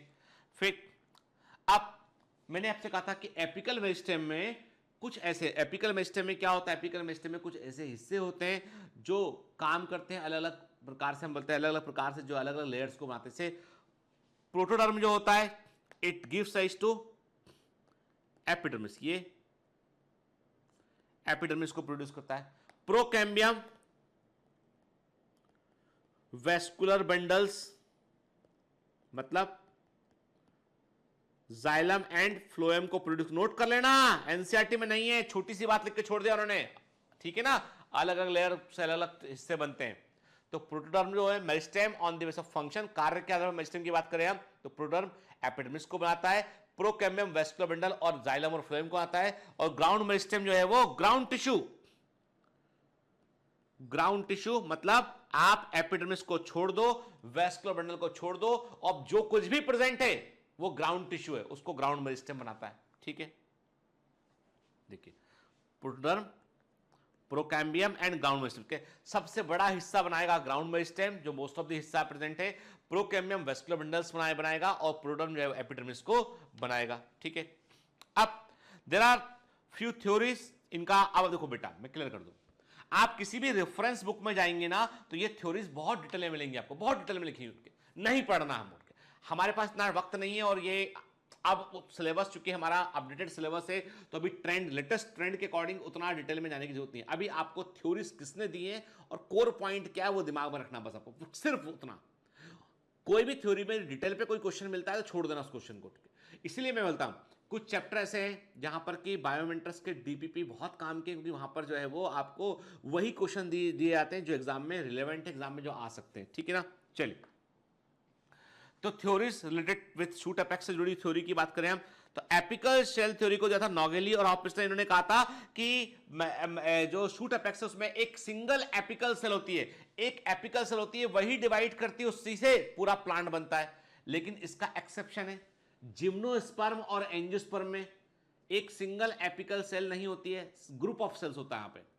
जबकि टेरिडोफाइटा में एक सिंगल एपिकल सेल हमको देखने मिलती है। तो टेरिडोफाइटा के लिए थ्योरी सही है, एपिकल सेल थ्योरी बोलती है कि एक सिंगल एपिकल सेल होती है, वही डिवाइड करेगी, उसी से जो है वो पूरा प्लांट ग्रो करता है। हिस्टोरियन थ्योरी हैंस्टीन ने दिया और इन्होंने बताया कि प्लांट में जो एपिकल मेरिस्टेम उसमें अलग अलग लेयर्स होती हैं और उन अलग अलग लेयर से अलग अलग पार्ट बनते हैं के। ट्यूनिका कार्पस थ्योरी को शिमिड ने दिया, तो साइंटिस्ट के नाम पहले याद करते हैं उनके, फिर किस थ्योरी को थोड़ा डिटेल में जानना है उस पर हम बात करेंगे। ट्यूनिका कार्पस थ्योरी को जो है वो शिमिड ने दिया, उन्होंने कहा बाहर की परत होती है ट्यूनिका, अंदर की होती है कार्पस, ठीक है? ट्यूनिका डिवाइड करेगी, कार्पस डिवाइड करेगी, पूरा एपिकल मेरिस्टेम काम करेगा, ठीक है? फिर मेंटल कोर हाइपोथेसिस को पॉपहैन और चैन ने दिया। हिस्टोनिक लेयर थ्योरी को डरमन ने दिया। NU initial and meristem D attend theory को वुबेट ने दिया। नाम याद रखना है मैच दी कॉलम के लिए, ये बाउंसर क्वेश्चन है बेटा, समझ गए ना? पहले के सालों में बीएचयू पीएमटी में, एआई पीएमटी में पूछे गए क्वेश्चन में से एक है, इसलिए आपको ये चीजें भूलना नहीं के। तो कुछ एफर्ट ऐसे करने हैं आपको जहां पर की संभावना कम है, पर आएगा तो आप फोड़ के आएंगे, ठीक है? तो सबसे इंपॉर्टेंट मैसेज जो है वो है हिस्टोजन थ्योरी, इस पर आपको एमसीक्यू मिलेंगे। इसको हैंस्टीन ने दिया, ठीक है। और इनका बोलना था कि जो मेन प्लांट बॉडी होती है उसमें हमको कुछ हिस्टोजन देखने मिलते हैं, और टर्म हिस्टोजन का मतलब होता है टिश्यू बिल्डर। इसका मतलब होता है टिश्यू बिल्डर के। टर्म हिस्टोजन का मतलब क्या होता है? टिश्यू बिल्डर, ऊतक बनाने वाला, ठीक है। तो इन्होंने क्या किया, इन्होंने बताया कि भाई प्लांट के एपिकल मेरिस्टेम में कुछ हिस्से होते हैं जो अलग अलग टिश्यू को आते हैं, जैसे कि डर्मेटोजन एपिडर्मिस को बनाता है, पेरिब्लेम जो है वो कॉर्टेक्स को बनाता है, और प्लीरोम जो होता है वो स्टील को बनाता है, स्टील जिसमें वेस्कुलर बंडल भी शामिल है। मतलब कॉर्टेक्स से घिरा हुआ पूरा भाग, कॉर्टेक्स से घिरा हुआ जो पूरा भाग है, कॉर्टेक्स से घिरा हुआ जो पूरा भाग होता है उसे हम स्टील कहते हैं। तो पेरिब्लेम कॉर्टेक्स को प्रोड्यूस करता है, और प्लीरोम जो है वो सेंट्रल एक्सिस जो होता है जो हम स्टील कहते हैं। स्टील में वेस्कुलर बंडल आता है, पिथ आता है, पिथरे आता है। अब ये क्या टर्म है, हम अब इतना समझ लो। प्लांट की एपिडर्मिस बनी डर्मेटोजन से, जो अंदर वाले भाग, मैंने कहा आपसे जो एपिडर्मिस अंदर का हिस्सा है उसको दो हिस्सों में बांट लिया हमने, कॉर्टेक्स और मेडुला। कॉर्टेक्स मतलब होता है कोई भी गोला, कोई भी, सुनो बात को, फंडा समझो के, कोई भी इस गोलाकार संरचना को, कोई भी इस राउंडेड स्ट्रक्चर को यदि आप ट्रांसवर्स सेक्शन में काटते हैं ना, तो पेरीफेरी वाले भाग को कॉर्टेक्स बोलते हैं, बीच वाले को मेडुला कहते हैं। ब्रेन में भी कॉर्टेक्स और मेडुला होता है, किडनी में कॉर्टेक्स और मेडुला होता है कि नहीं होता है, ठीक है। एड्रिनल कॉर्टेक्स एड्रिनल मेडुला होता है, एंडोक्राइन ग्लैंड होता है कि नहीं होता है। तो यहां भी पेरीफेरी वाला हिस्सा कॉर्टेक्स से बीच वाला मेडुला के। तो यहां पे क्या बोला हमने, कहा कि जो डर्मेटोजन है उससे एपिडर्मिस बन रही है प्लांट की, पेरिब्लेम से कॉर्टेक्स बन रहा है, ठीक है, और प्लीरोम से बीच वाला सेंट्रल हिस्सा बन रहा है, इसमें हम स्टील बोल रहे हैं यहां पे हम, ठीक है। स्टील लोहा नहीं है, ये टेक्निकल टर्म है स्टील। स्टीलर थ्योरी को जो था वॉन टिघम और डूलियट ने, स्टीलर थ्योरी को देने वाले साइंटिस्ट थे वॉन टिघम एंड डूलियट। वॉन टिघम और डूलियट ने स्टीलर थ्योरी को दिया था टेरिडोफाइटा के लिए। तो स्टील होता है सेंट्रल सिलेंड्रिकल एक्सिस, जिसमें कि वेस्कुलर बंडल, पिथ, पिथरे और पेरिसाइकिल शामिल होता है। जब हम पढ़ेंगे आगे एनाटॉमी में तब हम वहां पर बात करेंगे, ठीक है। देखो फिर ट्यूनिका कार्पस थ्योरी को जो है वो, उसमें क्या देखा था हमने, कहा था पेरिफेरी वाली लेयर ट्यूनिका कहलाएगी और बीच वाली लेयर को हम कार्पस बोलेंगे, बीच वाले हिस्से को हम कार्पस बोलेंगे, ठीक है ना। फिर कुछ ऐसी थ्योरी हैं जिनका संबंध रूट एपेक्स से, ठीक है, ठीक है। एपिकल सेल थ्योरी को नॉगेली ने ही दिया था बेटा, ठीक है। हिस्टोजन थ्योरी को जो है हैंस्टीन ने दिया था, लेकिन हैंस्टीन ने कहा था कि जब हिस्टोजन थ्योरी, सुनिएगा बात को, ये क्वेश्चन है एमसीक्यू एग्जाम का, ठीक है, मैं बिल्कुल शॉर्ट में बता रहा हूं बेटा आपको, एग्जाम में जो आता है वही बता रहा हूं। हैंस्टीन ने कहा था कि जब आप हिस्टोजन थ्योरी को रूट के एपेक्स पर लागू करेंगे तो आपको रूट कैप भी तो बनाना पड़ेगा, एपिडर्मिस के बाद तो रूट कैप होगा, और वो रूट कैप को बनाने वाला होता है calyptrogen. It gives rise to root cap forming histogen. तो मतलब रूट एपेक्स में आपको, रूट के सिरे पर आपको चार तरह के हिस्टोजन देखने मिलेंगे, आपको डर्मेटोजन, पेरिब्लेम और प्लीरोम। इसके अलावा आपको कैलिप्टोजन देखने मिलेगा जो सबसे बाहर होगा, रूट कैप का फॉर्मेशन करेगा, ठीक है। कार्पर कैप्पे थ्योरी को श्वेप ने दिया, ठीक है, अब इतना याद, कार्पर कैप्पे थ्योरी को श्वेप ने दिया, और कॉन्सेप्ट ऑफ क्वॉशेंट जोन को क्लोव्स ने दिया, कि क्लोव्स ने कॉन्सेप्ट ऑफ क्वॉशेंट जोन को दिया इन्होंने रूट एपेक्स में, ठीक है। कार्पर कैप्पे थ्योरी क्या श्वेप ने कहा कि भाई ऐसा है कि प्लांट जब ग्रो करता है ना, एक प्रकार समझ लो कि ट्यूनिका कार्पस थ्योरी के समान ही है, कि मतलब ट्यूनिका क्या बोला स्टेम में, कहा था हमने कि ये ट्यूनिका हो गया, बीच वाला हिस्सा इसका ये कार्पस हो गया मेरिस्टेम में, मेरिस्टेम में ये। अब आप बोलोगे दोनों में फर्क क्या है, क्यों ऐसा किया? अरे भाई जो पेरिफेरी का हिस्सा होगा ना वो लंबाई और चौड़ाई बढ़ाने में काम करेगा, वो सरफेस एरिया बढ़ाएगा, बीच का हिस्सा वॉल्यूम बढ़ाएगा। वॉल्यूम बढ़ाने के लिए सेल्स को लंबाई, चौड़ाई, गहराई सब दिशाओं में डिवाइड करना पड़ेगा, और जिसको सरफेस एरिया बढ़ाना है उसको केवल जो है दो प्लेन में डिवाइड करना पड़ेगा सेल को, ताकि एरिया बढ़ जाए। तो ट्यूनिका कार्पस थ्योरी था ना, उसी का रूप है रूट एपेक्स में कार्पर कैप्पे थ्योरी। तो कार्पर जो है वो, कार्पर मींस बॉडी, ठीक है, कैप्पे मींस कैप, ठीक है। तो हमने क्या कहा कि ये कार्पर कैप्पे, और क्वॉशेंट थ्योरी को किसने दिया था? क्लोव्स ने कहा था कि रूट का जो एपिकल मेरिस्टेम होता है, जड़ें चूंकि जमीन में ग्रो करती हैं, जमीन में रेजिस्टेंस का सामना करना पड़ता है, कई बार जड़ें डैमेज हो सकती हैं, तो उनके पास में एक रिजर्व हिस्सा होता है, और रिजर्व जो हिस्सा टिश्यू होता है ना, वो जब कभी एपिकल मेरिस्टेम डैमेज कर गया तो वहां की सेल डिवाइड करती, एक्टिवेट हो जाती है और डिवाइड करके मेरिस्टेम को रिप्लेस कर देती है। तो क्वेश्चन जोन का मतलब है चुपचाप शांत बैठा रहेगा, कुछ नहीं करेगा वो, लेकिन जब जरूरत आएगी तो वो डिवाइड करने लगेगा, तो कॉन्सेप्ट ऑफ क्वेश्चन जोन कहते हैं। ठीक है, तो क्लॉस ने कहा था कि रूट टिप, मक्का के रूट टिप में देखा उन्होंने कि एक इनएक्टिव सेंटर होता है जो रूट कैप और एपिकल मेस्टोडिक रीजन के बीच में पाया जाता है, और इसमें कम माइटोकॉन्ड्रिया होते हैं, एंडोप्लाज्मिक रेटिकुलम भी कम, मतलब इसमें सब कुछ कम होता है, बड़ी स्लो रेट से डिवाइड कर रहा होता है। इसे क्वेश्चन सेंटर कहा इन्होंने कहा यहाँ की सेल्स डिवाइड ही नहीं कर रही हैं, बहुत शांत बैठी हुई हैं, और ये सेल कब डिवाइड करती हैं, जब कभी गलती से एपिकल मेरिस्टेम डैमेज कर जाए तो ये एक्टिवेट होकर काम को ओवरटेक कर लेती हैं। ठीक है, चलिए, तो आज के लेक्चर में हमने, लंबा लेक्चर था, बहुत कुछ सीखा हमने। अच्छा ये बताओ, लेक्चर में के दौरान सोई तो नहीं ना? ठीक है, और दूसरी बात यह है कि सीखने को बेटा, मैं आपसे बोलता हूं ना कि हर चीज का महत्व है ना, कुछ चैप्टर थोड़े से कम इंटरेस्टिंग है, कुछ ज्यादा इंटरेस्टिंग है ना, ठीक है, पर सबसे इंटरेस्टिंग बताओ क्या है? मेरा और आपका साथ। ठीक है, सबसे मजेदार चीज क्या है कि जिस दिन हम अपने मंजिल पहुंच जाए, हम जीत जाएं, वो सबसे मजेदार चीज है। ठीक है ना? ठीक है, चलिए, तो पढ़ते रहिए बेटा, मेहनत करते रहिए, all the best.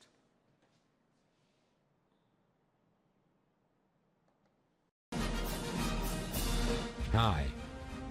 To become an official commando of Biomentors, join us at www.biomentors.online.